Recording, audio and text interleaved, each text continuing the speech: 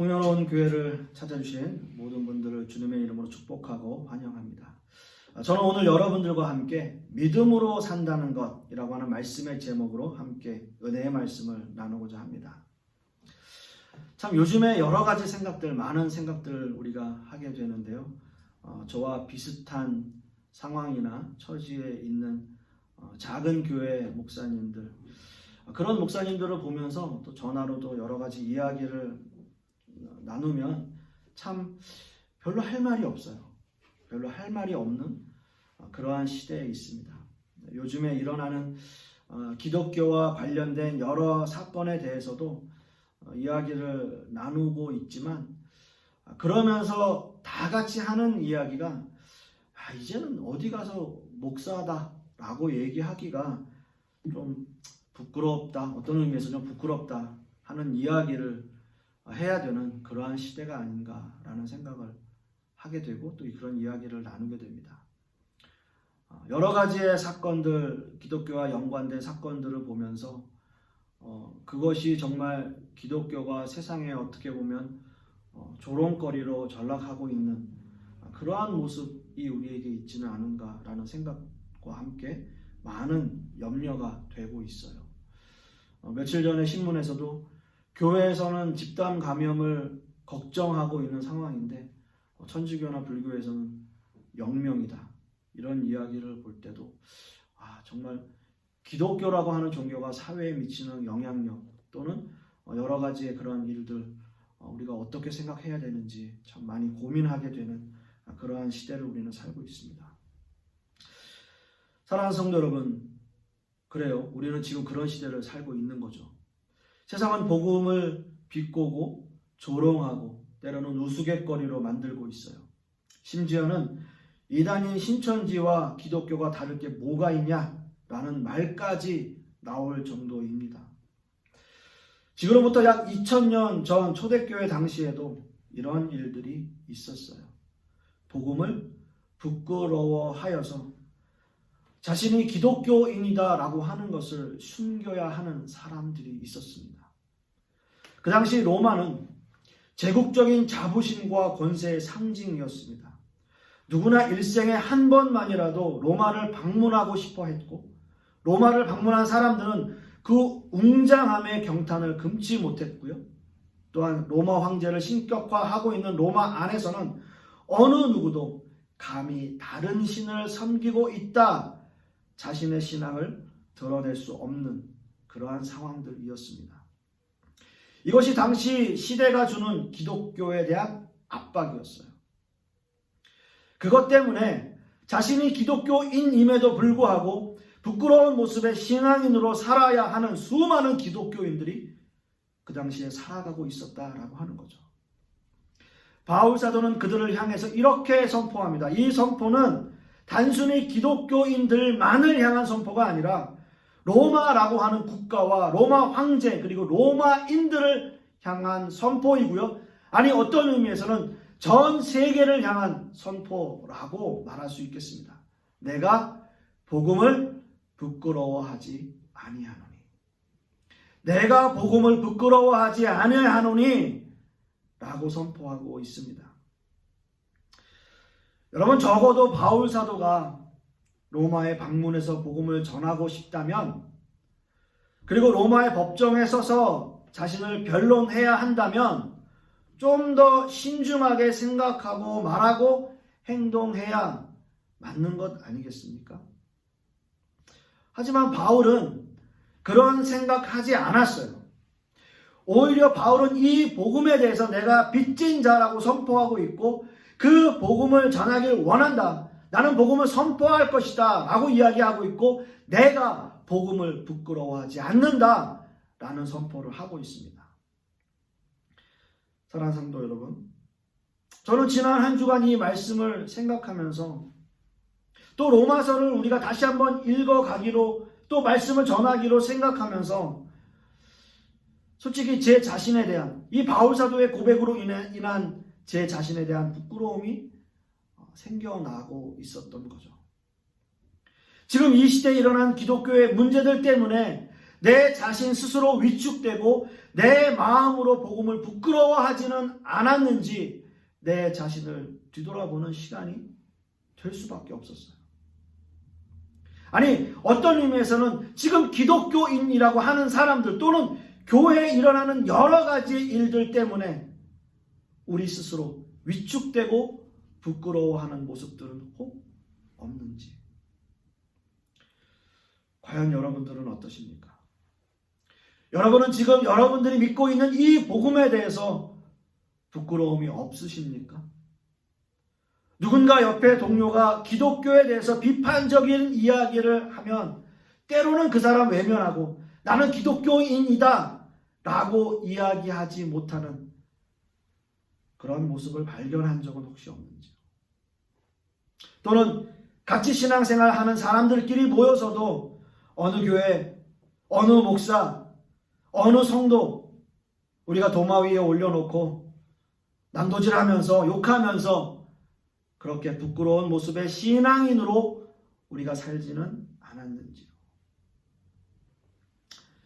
요즘 학생들은요, 자신이 기독교인이다, 크리스찬이다 라고 하는 것을 숨기고 싶어 한다고 해요. 왜냐하면요, 기독교에 대한 인식이 그렇게 좋지 않기 때문에. 다른 아이들이 자기를 비웃을까봐 그게 겁이 나는 거예요. 실제로 그래요. 우리 딸아이도 학교 다닐 때 그런 이야기를 했었어요. 이것이 지금 이 시대가 기독교인에게 주는 압박이에요. 시대가 기독교인들에게 주는 압박. 프레셔. 사랑하는 성도 여러분, 저는 여러분들에게 정말 간곡한 말씀을 드리고자 합니다. 우리에게 정말 필요한 것은 뭘까? 지금 우리에게 필요한 것은 뭘까? 진실한 믿음 아니에요. 진실한 믿음. 저와 여러분 그리고 우리 자녀에게 반드시 심어줘야 하는 것, 믿음 아니에요. 믿음의 유산 물려줘야 되는 거 아니에요. 진실한 믿음만이 우리가 이 세상에 대해서 부끄러움 없는 신앙생활을 할 수 있게 만들어주는 거예요. 바울 사도의 고백처럼 진실한 믿음으로 말미암아 복음을 부끄러워하지 않는 우리 모두가 될 수 있기를 간절히 소망합니다. 이제 바울 사도는 로마의 교인들에게 기독교 신앙에서 하나의 커다란 청사진을 그려놓습니다. 즉 믿음으로 산다는 것은 이런 겁니다. 믿음으로 산다는 것은 여러분 이런 겁니다. 라고 하는 커다란 청사진을 그려요. 물론 로마의 성도들이 열심히 신앙생활하고 있는 것 잘 알아요. 그래서 그들의 믿음이 온 세상에 퍼지고 있는 것에 대해서 내가 감사하고 있다라는 이야기도 해요. 그러나 그럼에도 불구하고 믿음을 부끄러워하거나 또 현실의 어려움 때문에 믿음을 저버리는 안타까운 신자들을 향해서 믿음으로 사는 것은 구체적으로 이런 겁니다 라는 설명을 하는 거예요. 믿음으로 산다는 것은 이런 겁니다. 17절 말씀 우리가 다시 한번 읽어보겠습니다. 17절 말씀 함께 읽겠습니다. 시작. 복음에는 하나님의 의가 나타나서 믿음으로 믿음에 이르게 하나니 기록된 바 오직 의는 믿음으로 말미암아 살리라 함과 같으니라. 아멘. 지금 읽은 이 본문은 믿음으로 구원을 얻는다는 기독교의 가장 근본이 되는 또는 기본이 되는 교리입니다. 믿음으로 구원에 이릅니다. 성경은 수없이 많은 부분에서 성도들에게 믿음을 강조하고 있어요. 맞습니다. 믿음을 강조해요. 우리는 믿음을 가지고 살아야 돼요. 히브리서 11장 6절 말씀에도 믿음이 없이는 기쁘시게 못하나니 하나님께 나아가는 자는 반드시 그가 계신 것과 또한 그가 자기를 찾는 자들에게 상 주시는 이심을 믿어야 할지니라. 믿어야 한다 라고 말씀하고 있어요.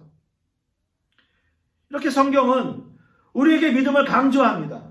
우리에게 믿음이 있어야 하나님이 기뻐하십니다 라고 이야기해요. 따라서 우리는 먼저 믿음이 무엇인지 분명한 그 정의가 필요하다는 거죠. 믿음이 무엇인지. 오늘 본문에서 바울 사도는 이 믿음에 대해서 우리에게 두 가지 힌트를 주고 있습니다. 먼저는요, 믿음으로 믿음에 이른다라는 거예요. 믿음으로 믿음에 이른다. 그렇게 말씀하고 있습니다. 그렇다면 믿음으로 믿음에 이른다라고 하는 게 과연 무슨 뜻일까요? 믿음으로 믿음에 이른다. 믿음으로 믿음에 이른다라는 말씀에서 먼저 나오는 믿음에 대한 이 믿음, 먼저 이야기하는 믿음으로라고 하는 이 믿음은 하나님께서 우리에게 주시는 구원의 믿음, 하나님께서 우리를 구원하시는 구원의 믿음을 말하는 것이에요. 저는 수없이 많은 설교에서 믿음에 대해서 여러분들에게 말씀을 참 많이 드렸어요. 그 이야기 중에서 가장 중요한 포인트는 결코 내가 믿음을 선택하는 것이 아니라 하나님이 우리를 찾아와 주시고 하나님이 우리를 불러주시고 하나님이 우리를 만나 주셔야 우리에게 믿음이 생깁니다 라는 말씀을 드렸습니다. 이것이 기독교의 기본적인 교리예요. 하나님께서 우리를 택하시는 거예요. 하나님의 자녀 삼아 주시는 거예요. 하나님께서 우리를 불러주시고 찾아와 주시고 만나 주시는 거예요. 여러분, 정말 죄송한 이야기지만 죄악된 인간 편에서 하나님을 만날 수 있는 경우는 0.00000000001%도 없어요. 그 1%라고 말할 수도 없어요. 아예 없어요. 그냥 0%예요. 죄악된 인간 편에서 하나님을 만날 수 있고 찾을 수 있는 건 없어요. 그 방법은 없어요. 먼저 하나님이 우리를 찾아와 주시고 만나 주시고 우리를 택해 주셔야 하는 거예요. 그래야 우리에게 믿음이 심어져요. 이것이 믿음으로 라고 하는 첫 번째 믿음이에요. 믿음으로. 그 믿음으로는 내가 선택하는 것이 아니라 하나님이 우리를 선택하신 믿음으로예요. 자, 그렇다면 두 번째, 믿음으로 믿음에. 두 번째 믿음은 우리에게 실천적 믿음을 강조하고 있어요. 우리에게 실천적 믿음. 즉, 우리에게 믿음이 들어오면, 하나님이 우리를 택하시면, 하나님이 우리를 선택하셨다면, 그래서 그 구원의 믿음이 우리에게 있다면 그 믿음으로 말미암아 우리는 신앙생활이라는 것을 하게 돼요. 우리는 이것을 성경적 용어로 성화라고 이야기합니다. 성스러워져 가는 거예요. 우리의 삶이. 성스러운 모습으로 하나님의 자녀다운 모습으로 살아가는 거예요. 그렇게 살기 위해 노력해 가는 것을 믿음으로 믿음에 이른다라고 합니다. 믿음에 이른다. 그것이 두 번째 믿음이에요. 성화는 하나님이 우리에게 주신 그 믿음의 씨앗으로 말미암아 우리의 믿음이 점점 성장해 가는 과정을 말하는 거죠. 저는 늘 설교할 때마다 여러분들에게 하는 말씀이 있어요. 뭐요? 성숙한 그리스도인. 성숙한 그리스도인이 되십시오. 성숙해져 가는 과정. 이것이 성화의 믿음이에요. 물론 어떤 학자들은 오늘 이 본문의 말씀, 믿음으로 믿음에 이른다라는 말씀을 우리 신앙의 어떤 여정이 믿음으로 시작해서 믿음으로 끝나는 것이다. 믿음으로 시작해서 믿음으로 끝나는 것이다. 라는 해석을 하는 신학자도 있어요. 물론 그것도 당연히 적절한 해석입니다. 중요한 것은 믿음으로 산다는 것. 우리가 믿음으로 그 믿음을 가지고 믿음으로 산다는 것. 그거 아닐까요? 이게 중요하죠. 믿음으로 시작해서 믿음으로 사는 것이나 하나님이 주신 구원의 믿음으로 시작해서 성화의 믿음으로 사는 것이나 우리에게 요구되는 것, 성도에게, 신자에게 요구되는 것은 믿음으로 사는 거죠. 여러분, 사는 것이 죽는 것보다 더 힘들 수 있어요. 사는 것이 더 힘들 수 있어요. 사실 죽음이라는 것을 우리가 생각할 때 그것이 두렵고 겁이 나고 그런 것은 당연하죠. 인간이 가질 수 있는 감정이 죽음이라는 것이 두려움이죠. 그런데 사실 어떻게 보면 죽은 사람은 그냥 죽음에서 끝이 난다. 인간적인 생각이에요. 지금 이 상황에서. 그렇게 해서 끝이지만 오히려 열심히 이 세상을 살아가는 사람들은 또 힘겨운 삶을 사는 거예요. 사랑하는 사람을 떠나보내고요. 이 세상을 살아야 하는 사람들을 한번 생각해 보세요. 어떤 의미에서는 그 삶이 지옥 같은 여정일 수도 있어요. 그것이 고통일 수도 있고 그만큼 사는 것이 쉬운 일이 아니라는 거예요. 더군다나 믿음을 가지고 산다는 것은 이중적인 부담을 안고 살아가는 거예요. 살아도 또 살기도 살아야 되고 인생을 살기도 살아야 되고 거기다 신자들은 믿음을 지키면서 믿음을 가지고 살아야 하는 이중적 부담이 있어요. 또 부끄럽지 않은 신앙인이 되려면 더 힘들겠죠. 이 세상 사는 게 더 힘들겠죠. 우리가 일반적인 사람으로 그냥 살 때는 아무 생각 없이 행동하는 그러한 일들이 많은데 신앙인으로 살다 보면 그 신앙인이라고 하는 그 무게감 때문에 더 생각하고 더 고민해야 될 것들이 우리에게 있다고요. 믿는 자들에게. 어떤 건 해야 되고 어떤 건 하지 말아야 되고 그런 것이 분명해지고 만약 하지 말아야 할 일들을 했을 때 마음에 부담감이 오는 거예요. 옛날에는 아무 죄의식이 없었는데 믿음을 갖고 보니까 사소한 것에도 죄의식이 생기는 거예요. 이게 신앙인으로서의 삶의 무게이고 신앙의 무게예요. 바로 멸류관의 무게라고요. 그만큼 산다는 건 중요한 거죠.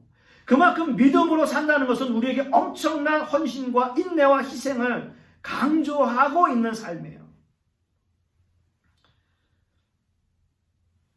아주 가벼운 예를 하나 들어드리면 참 사랑하고 좋아해서 만나서 결혼하면 이제 신혼이잖아요. 신혼 때 보면 연애할 때 많이 의견 충돌이 나고 싸우거나 이러지 않은 사람들은 신혼생활 할 때 자주 의견 충돌이 일어나요. 그래서 지금까지 자기들이 살아온 방식들이 있고 자기 의견이 있고 자기가 가지고 있는 생활 방식이 있는데 그것들이 절충되기까지 참 쉬운 삶이 아니에요. 그러다가 결국은 헤어지기도 하고 또 그 여러 가지 상황들이 생기죠. 그래서 뭐 어떨 때는 사소한 걸 가지고 싸우잖아요. 왜 양말을 뒤집어서 벗어놓냐. 그거 바로 그냥 세탁기에다 집어넣으면 안 되냐. 뭐 여러 가지죠. 들어오자마자 손 씻어라. 뭐 그런 일들이죠. 그런데 가만히 생각해 보면요. 40대, 50대, 60대가 되면 그런 일로 싸우진 않아요. 사소한 일로 싸우지는 않아요.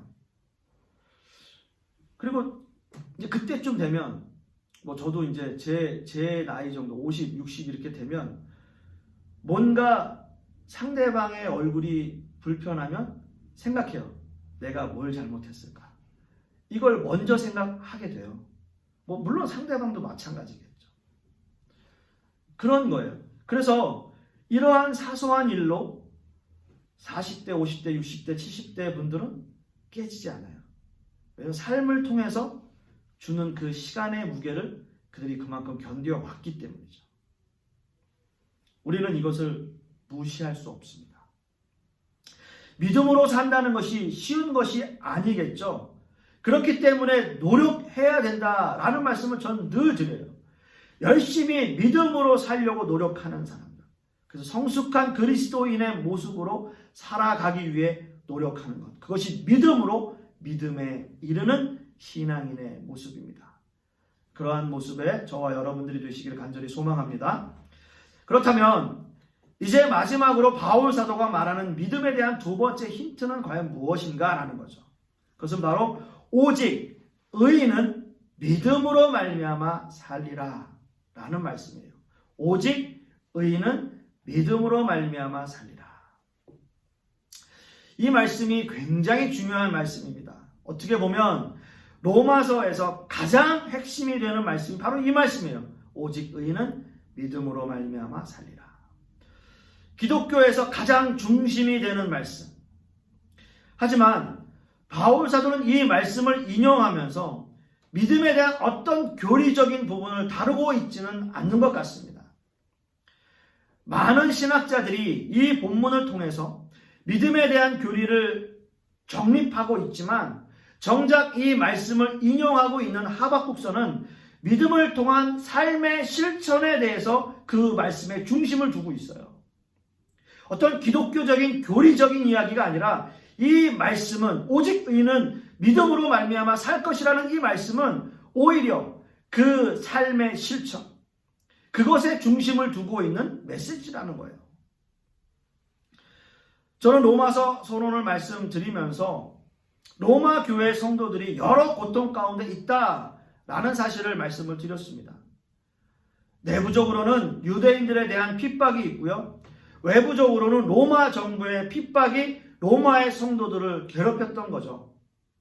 따라서 바울 사도는 이 하박국서의 본문을 인용하면서 그 당시 어려움을 겪고 있는 로마의 성도들에게 믿음과 신앙을 굳건히 지키기를 간절히 바라는 마음으로 이 하박국서의 말씀을 인용하고 있다는 거예요.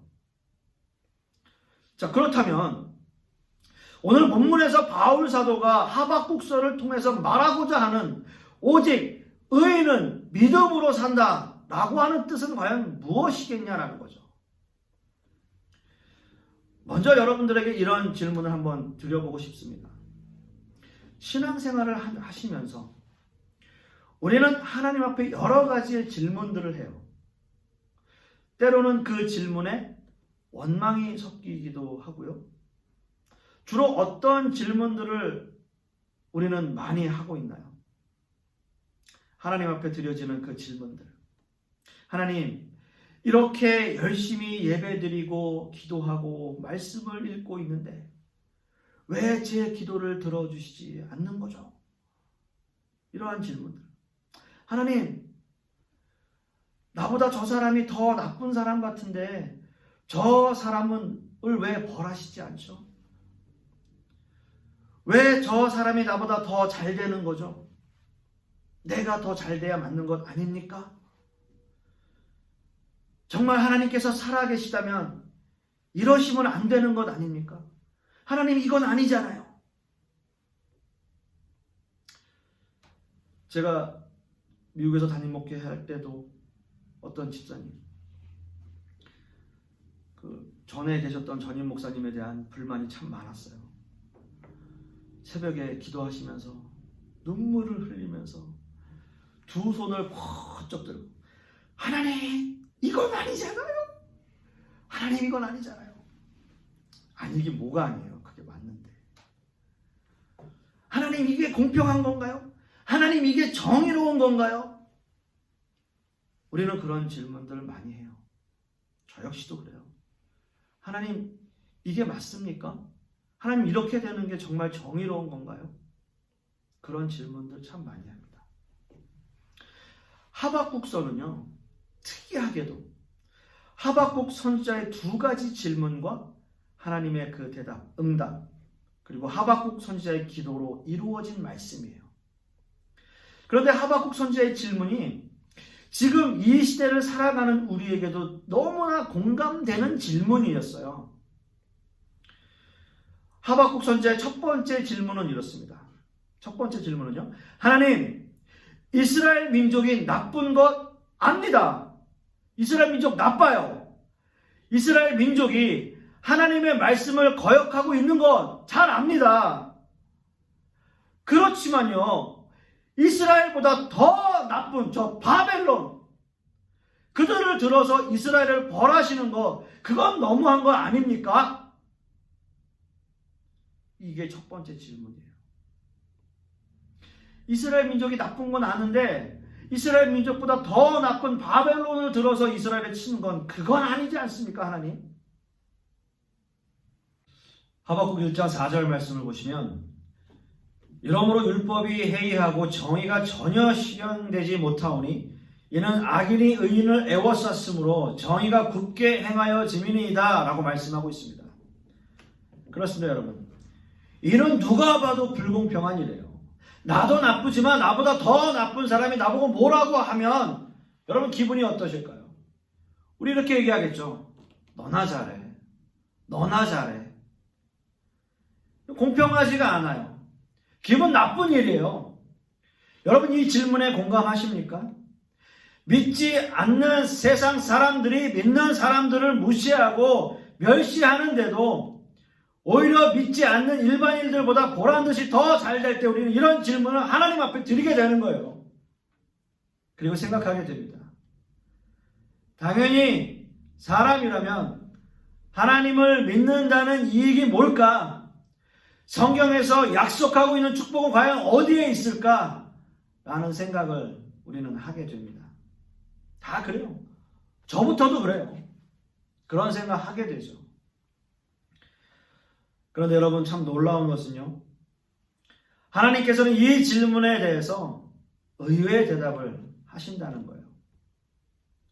하나님의 대답은 이렇습니다. 하박국 1장 5절 말씀을 보시면 너희는 여러 나라를 보고 또 보고 놀라고 또 놀랄지어다 라고 말씀하시면서 앞으로 얼마나 더 엄청난 일들이 벌어질지 경고하고 있는 겁니다. 오히려 경고하고 있어요. 하박국 선지자는 놀랄 수밖에 없었습니다. 어떻게 하나님의 백성들에게 이런 일이 있을 수 있을까 생각했을 거예요. 그래서 하나님 앞에 다시 한번 질문을 합니다. 하나님, 알아요. 하나님 압니다. 이스라엘 백성들이 잘못한 거 다 압니다. 하지만 그렇다 하더라도 악인을 들어 의인을 벌하시는 것이 과연 정의로운 일인 것입니까? 오히려 세상 사람들의 비웃음거리가 되지 않을까요? 라고 다시 질문을 하는 거죠. 여러분 이 두 번째 질문 역시 우리에게 너무나 공감이 가는 질문 아니겠어요? 우리도 그렇잖아요. 하나님 믿는 사람들이 잘못되는 것은 하나님 손에세요. 하나님 손해입니다. 오히려 이런 것이 하나님 영광 가리는 것 아닐까요, 하나님? 우리는 그런 질문해요. 저 역시도 수없이 많은 질문을 하나님 앞에 드렸어요. 하나님, 어려운 일 당할 때마다 하나님 앞에 기도합니다. 하나님 이러시면 안 되는 것 아닙니까? 제가 잘못되는 것이 하나님 손해가 되는 것 아닙니까? 하나님 이건 공평하지 않은 것 아닙니까? 이건 정의롭지 않은 것 아닙니까? 수없이 질문하면서 이런 기도를 드렸죠. 그러나 여러분, 하나님의 응답은 단호했고요. 간단 명료하셨어요. 단호했고 간단 명료하셨습니다. 세상이 우리에게 어떤 모습으로 다가오든지 그것이 우리의 눈으로 보기에는 공평하지 않고 의롭지 않더라도 오직 의인은 그 믿음으로 말미암아 살리라 라고 말씀하시는 거예요. 여러분 이게 무슨 뜻입니까? 지금 하나님이 무슨 말씀을 하고 계십니까? 그래, 바벨론이라는 나라 더 나쁜 거 나도 안다. 그 나라 나쁜 나라지.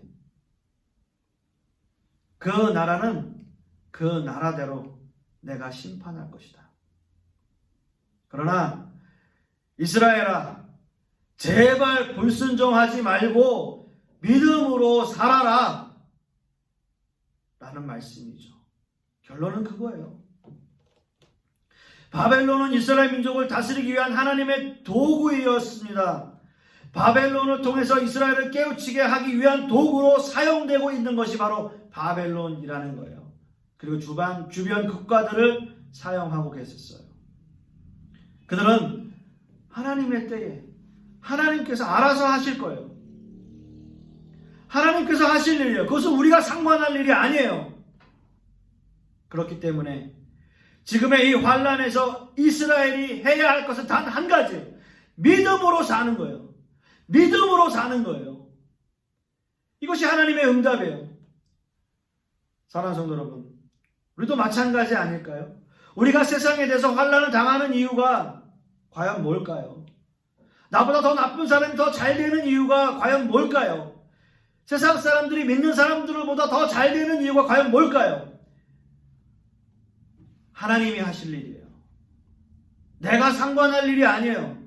내가 해결할 수 있는 일들이 아니에요. 하나님께서 하실 거예요. 우리에게 요구되는 건 뭡니까? 지금 나에게 요구되는 건 뭡니까? 이런 상황들 바라보면서 불평하고 불만을 털어놓고 하나님 왜 그렇게 하십니까? 라고 하는 것이 아니라 그럼에도 불구하고 믿는 자들에게 요구되는 것은 믿음으로 사는 거라는 거예요. 아무리 세상이 나를 침략해오고 아무리 세상이 나를 힘들게 하더라도 하나님의 공의와 심판을 믿고 끝까지 견디며 믿음으로 사는 겁니다. 하나님께서 우리에게 그걸 요구하세요. 믿음으로 사는 거예요. 이 모든 응답을 다 들은 하박국 선지자는 그제서야 깨달아요. 세상이 주는 환난이 중요한 것이 아니라 세상이 어떻게 될 것인지에 관심을 갖는 것이 중요한 것이 아니라 어떠한 상황에서도 자신의 환경에 만족하고 어떠한 상황에서도 하나님을 찾고 하나님을 기뻐하는 것, 그 믿음이 가장 중요한 것이다 라는 사실이에요. 그래서 하박국 선지자는 이런 믿음의 고백을 합니다. 하박국 3장 17절 18절 말씀에 비록 무화과 나무가 무성하지 못하며 포도나무에 열매가 없으며 감람나무에 소출이 없으며 밭에 먹을 것이 없으며 우리의 양이 없으며 외양간에 소가 없을지라도 나는 여호와로 말미암아 즐거워하며 나의 구원의 하나님으로 말미암아 기뻐하리로다 라는 고백이에요. 없으며 없을지라도 여호와 하나님으로 말미암아 즐거워하고 나의 구원의 하나님으로 말미암아 기뻐할 것이다 라는 고백이죠. 아마도 바울 사도가 지금 이 순간 로마의 성도들에게 그리고 지금 이 시대를 살아가는 우리에게 가장 해주고 싶은 말씀 아니겠습니까? 하박국서를 찾아가서 하박국 선지자에게 어떤 고백을 했는지 말하고 싶은 것 아니겠습니까? 어떠한 어려움에서도 믿음으로 사십시오 라고 하는 말씀이에요. 믿음으로 산다는 것은 바로 이런 겁니다. 어떠한 상황에 어떤 환경에 좌우되는 것이 아니라 어떠한 상황에서도 하나님을 기쁘시게 하는 그 믿음의 삶을 사십시오 라고 하는 말을 하고 싶은 거죠. 사랑하는 성도 여러분, 바울 사도가 지금 이 순간 로마 교인들에게 가장 해주고 싶었던 말, 어떤 교리적인 것을 이야기하는 것이 아니라 믿음이라고 하는 그 교리를 이야기하는 것이 아니라 어려운 상황 속에서도 믿음의 삶을 살아가십시오. 세상에 흔들리지 마십시오. 그 말을 그때 로마 교인들이나 지금 이 시대를 살아가는 저와 여러분들에게 해주고 싶은 말씀 아니었을까요? 사랑하는 성도 여러분, 그러므로 우리는 믿음으로 살아야 할 것입니다. 세상이 나에 대해서 어떤 모습으로 다가오는지, 어떠한 환경 속에 내가 처해 있든지 내가 그런 것들을 신경 쓰는 것이 아니라 저는 믿음으로 살겠습니다. 하나님으로 말미암아 여호와로 말미암아 즐거워하겠습니다. 나의 구원의 하나님으로 말미암아 저는 기뻐할 수 있습니다. 어떠한 환경에 있다 할지라도 그러한 믿음의 고백을 할 수 있는 이번 한 주간 또 우리의 삶이 되실 수 있기를 간절히 소망하겠습니다. 기도하겠습니다.